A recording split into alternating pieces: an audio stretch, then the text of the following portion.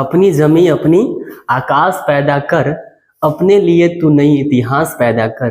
शीशे तो टूट जाते हैं पत्थर की प्रहार से, पत्थर टूट जाए ऐसा शीशा तलाश कर। आप सभी दोस्तों को मेरा ढेर सारा नमस्कार। चलिए आज फिर से हम लोग एक नए वीडियोज के साथ उपस्थित हो रहा है। जिस वीडियो का बोल होगा, जिस वीडियो का नाम होगा सम कॉन्ट्रैक्शंस यूज इन इंग्लिश और इंग्लिश ग्रामर। कुछ ऐसे कॉन्ट्रैक्शन शॉर्ट फॉर्म जिसका प्रयोग अंग्रेजी ग्रामर में या अंग्रेजी के बहुत सारे चैप्टर्स में अक्सर किए जाते हैं, लेकिन जब हम स्टडी उसका करते हैं तो हमें यह ज्ञात नहीं होता है कि आखिरकार ये जो शब्द है, ये शब्द मुझे क्या बताना चाह रहा है। तो इसी समस्या का समाधान करने मैं आज एक नए वीडियो के साथ आपके साथ आया हूं और आई होप ये वीडियो आपके लिए बहुत ही अच्छा साबित होगा, कारगर साबित होगा। तो चलिए बिना देर किए हुए हम लोग प्रारंभ करते हैं। ये तो चलिए सम कॉन्ट्रैक्शंस यूज इन इंग्लिश क्या है। जैसे मैं यदि पहला बात करता हूं, पहला क्या है देख लीजिए, यह क्या है, इसको हम लोग बोलते हैं अपस्ट्रॉफी, इसको बोलते हैं क्या बोलते हैं एम। मतलब यदि किसी भी शब्द के अंत में यदि ये लगा है, ये बोले तो ये अपस्ट्रॉफी और इसके बाद ये एम लगा हुआ किसी शब्द के शुरू में नहीं बल्कि अंत में लगा है, तो इसका मतलब ये किसको डिनोट करेगा, ये डिनोट करेगा एम को डिनोट करेगा। जैसे यहां देख लीजिए आई के साथ क्या लग गया, ये लग गया, आई के साथ ये लगा हुआ है ना। एक बार फिर से मैं अच्छे से आपको दिखा रहा हूं। तो आई के साथ ये क्या लग गया, ये देख लीजिए, ये लगा हुआ है, इसका मतलब ये किसको डिनोट कर रहा है, ये एम को। इसका मतलब क्या हो गया, इसका मतलब हुआ आई एम।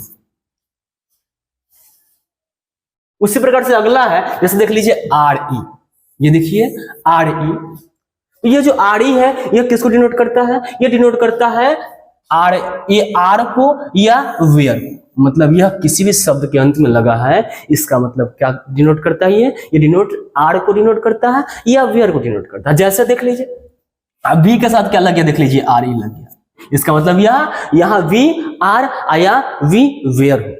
जैसे यू के साथ क्या लग गया, आर ई लग गया, इसका मतलब यू आर या यू वेयर।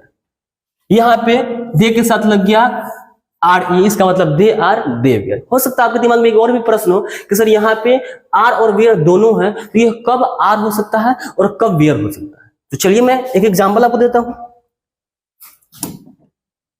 सॉरी, चलिए जैसे अब यहां पे लिखा हुआ है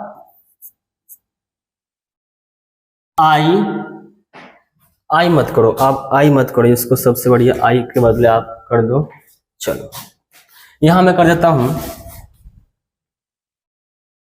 जैसे देखिए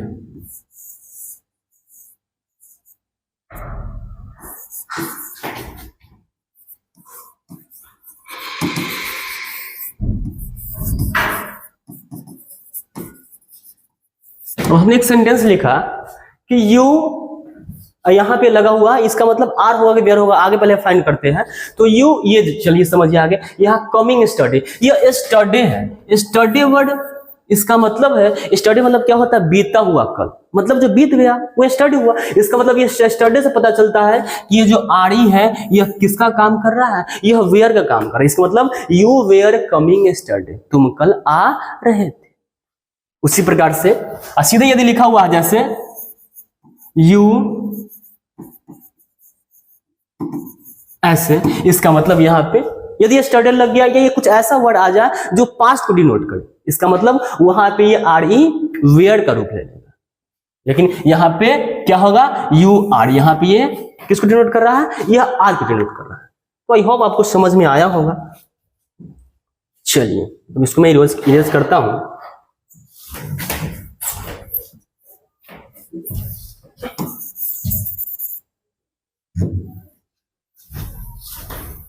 आगे समझते हैं। तो इस प्रकार से इस आर का मतलब, इस आर ई का मतलब आर होता है, नहीं तो क्या होता है, वेयर होता है। सकता है। जैसे यहाँ वी आर भी है, वी वेयर भी है, यू आर भी है, यू वेयर भी है, और दे आर भी है, और दे वेयर भी है। उसी प्रकार से अगला देख लीजिए, ये देखिए, ये यदि किसी भी शब्द के अंत में लगता है, इसका मतलब क्या दिखाता है? यह इज को दिखाता है, या हैज को दिखाता है, या अस को दिखाता है। जैसे यहां पर देख लीजिए, ये सी इज भी हो सकता है और सी हैज भी हो सकता है, सी अस नहीं हो सकता है। क्यों नहीं होगा वो हम आगे डिस्कस करते हैं। यहाँ पे ही इज भी हो सकता है और ही हैज भी हो सकता है। यहाँ पे देयर इज भी हो सकता है और देयर हैज भी हो सकता है। यहाँ पे इट इज भी हो सकता है और इट हैज भी हो सकता है। लेकिन एक चीज ध्यान रखिएगा, एक चीज ध्यान रखिएगा मेरे भाई, क्या यहाँ पे इस लेट के साथ जो लगा हुआ है, इसका मतलब हमेशा क्या हो जाएगा? इसका मतलब लेट अस हो जाएगा। क्या हो जाएगा? लेट अस हो जाएगा।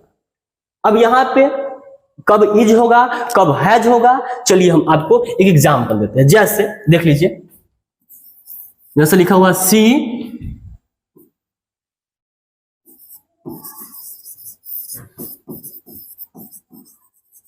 अब हमने एक सेंटेंस लिखा ऐसे, वेरी चार्मिंग। तो यहाँ पे ये जो देख रहे हैं, ये किसका काम कर रहा है? ये इज का काम। सी इज वेरी चार्मिंग, वो क्या है? बहुत ही चार्मिंग है। लेकिन उसी प्रकार से एक अगला सेंटेंस लिख के दिखाते हैं। जैसे देख लीजिए, अब लिखा हुआ है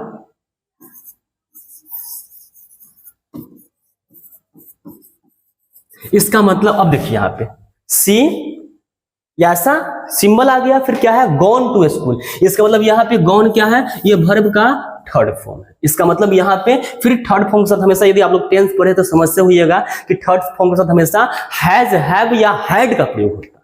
तो यहाँ पे ये किसका काम कर रहा है? ये हैज का काम कर रहा है। She has gone to school. I hope आपको समझ में आया होगा। उसी प्रकार से बाकी सब में हो जाएगा। चलिए हम लोग आगे बात करते हैं।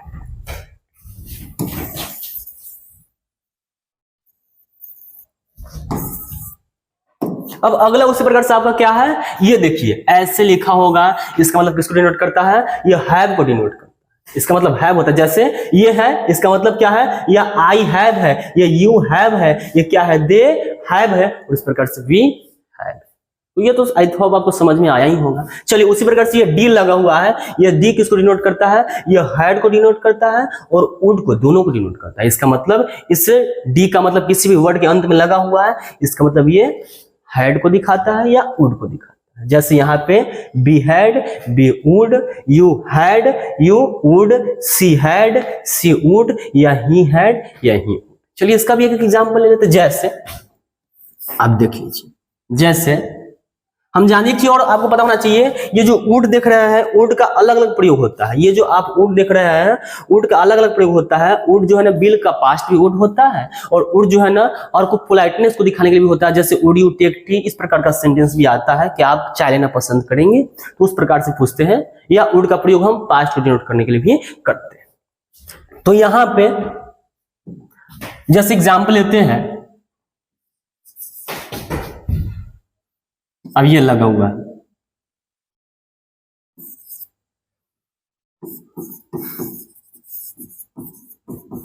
हमने एक सेंटेंस लिखा, क्या लिखा? बी, अब ये आ गया प्लेड क्रिकेट। इसका मतलब क्या है? इसका मतलब ये किसको डिनोट करता है? ये डिनोट करता है हैड को। क्योंकि यहां देख लीजिए, फिर से वही बात है, ये वर्ब का तीसरा फॉर्म है, और तीसरा फॉर्म के साथ हमेशा हैज, हैव या हैड उसके पहले हमेशा है। इसका मतलब ये हैड को डिनोट करता है। फिर एक और सेंटेंस इसमें लेते हैं। जैसे मैं एक सेंटेंस लिखता हूं,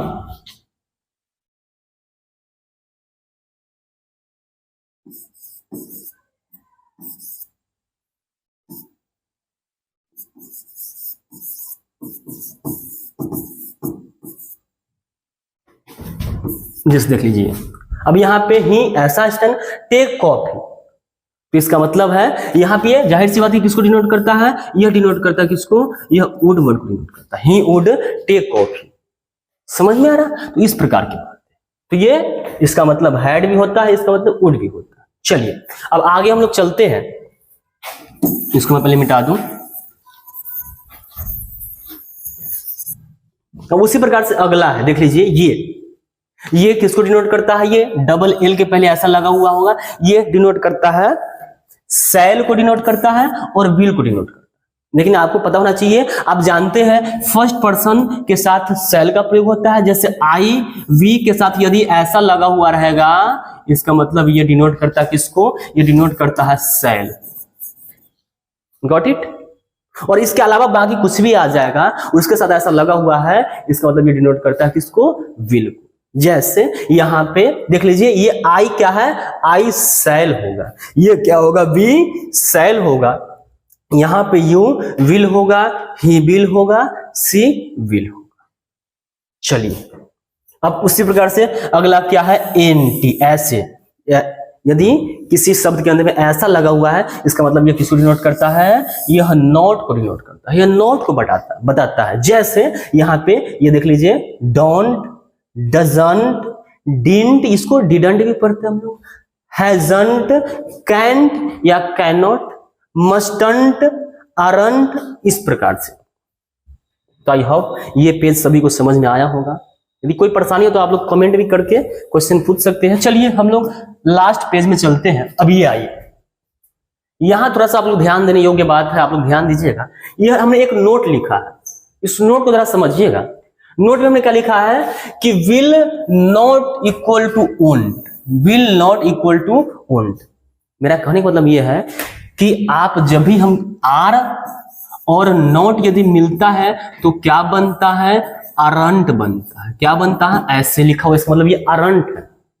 आर नॉट मिला तो उसी प्रकार से यदि हम लोग क्या करेंगे, हम लोग हैज में क्या जोड़ेंगे और नॉट दोनों आपस में ऐड होगा तो यह क्या बनेगा? यह बनेगा ऐसे हैजंट, या बहुत ऐसे होते हैं, do not, don't, does not, doesn't, can not, can't. लेकिन मेरे भाई एक चीज ध्यान रखिएगा, यदि विल और नॉट एक साथ होता है तो वह क्या बनेगा?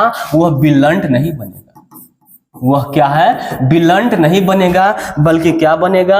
यह बिलंट नहीं बनेगा, बल्कि क्या बन जाएगा? यह बनेगा ओंट। क्या बनेगा? यह ओंट बनेगा। उसी प्रकार से यदि सेल और नॉट मिलेगा तो वह साइलेंट नहीं बनेगा, बल्कि क्या बनेगा? शांत बनेगा। तो आई होप ये छोटा सा वीडियो था, लेकिन मुझे ऐसा लगता है आपके लिए ये बेनिफिशियल होगा। तो चलिए तब तक आप पढ़ते रहिए और फिर हम लोग अगले वीडियो के साथ मिलते हैं। फिलहाल बाय।